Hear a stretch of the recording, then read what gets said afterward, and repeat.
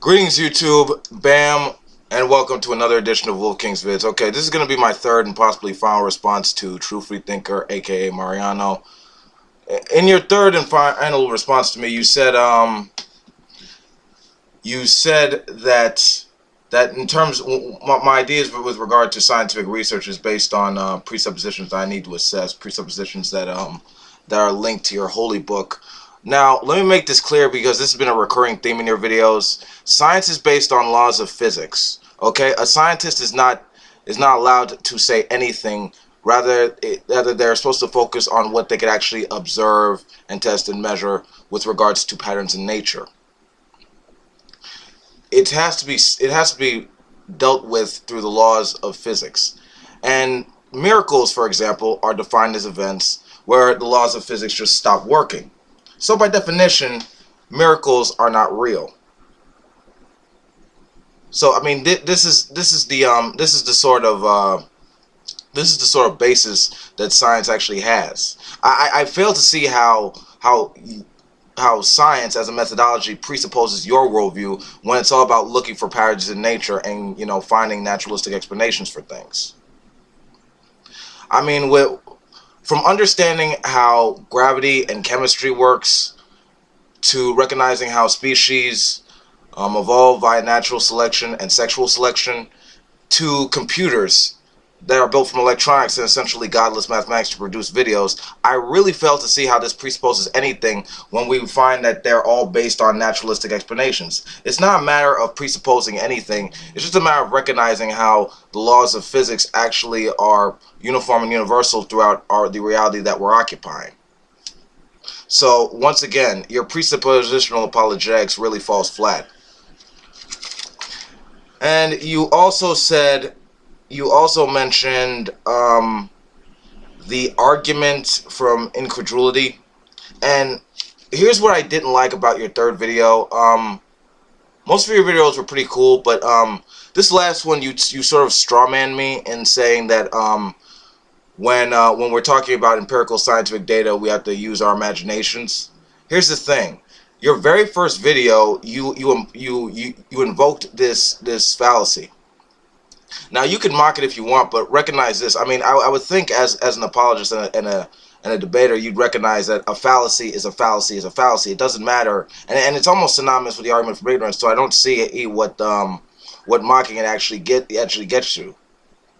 Because I mean, I understand as a creationist you have a bias towards evolutionary theory, but I don't see how your little opinion is supposed to matter to the scientific community. As far as science is concerned, evolution is a fact. It is a body of knowledge. I mean there's the fossil record, there's biological classifications, and even Francis Collins, who's the director of the NIH and an evangelical Christian, says that even if there weren't any transitional fossils in the fossil record, DNA alone is enough to confirm common ancestry.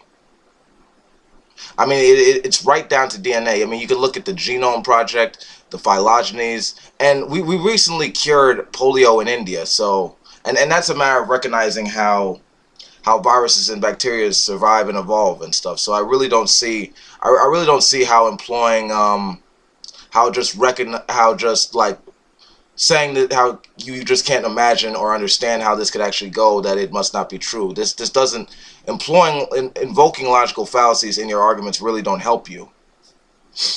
I mean, the best way for you to actually do this, but going back, one of the criticisms you had towards Brights or naturalists is that we're like in a box. We're boxed in this reality. I think that criticism can just as easily be applied to you. I feel like you're sort of calling the kettle black in this sense, because it's not the fact that we're in a box, it's the fact that we're dealing with the null hypothesis, we're dealing with the default position. You could look at the history of science and you could show that, for every claim that was once considered supernatural, it's actually been filled through a naturalistic explanation, something that could be observed, measured, quantified, and repeated, that could actually be applied to our human condition and advance our society. I challenge you to find any question about reality that was once answered with science that religion has a better answer for. I assure you, you'll never find one, because the fact of the matter is, your worldview is still on trial. Your worldview, the jury is still out for your worldview. So the burden of proof is on you to actually demonstrate that the supernatural is real. Finally, here's the main thing. Here's the main thing I had. The main problem I had with your video. The problem with your video is that it was the original video was that it was totally anti-scientific. It was based on two logical fallacies that you could both the argument from ignorance and the argument from incredulity, almost synonymous or just invoking two. But yeah. And the fact of the matter is, you couldn't provide a precedent or any type of parallel that would make science insufficient in regards to your claims that the supernatural actually exists. So until you could do that, science isn't really going to take your claim seriously about this.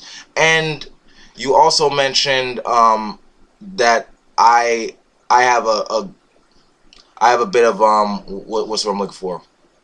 I guess I guess what you're sort of invoking with the whole neo-pagan atheism thing is the fact that I have a good feeling about what I see in reality. Well, that thing is called the Ionian enchantment, which is like I see a sense of wonder and awe in reality. I think looking at the real world and learning about it is more amazing and much more exciting than focusing on, supernatural things that cannot be accounted for with reason and evidence, or rest on insufficient evidence. But I mean, like I said, the burden of proof is on you to demonstrate those claims are actually real.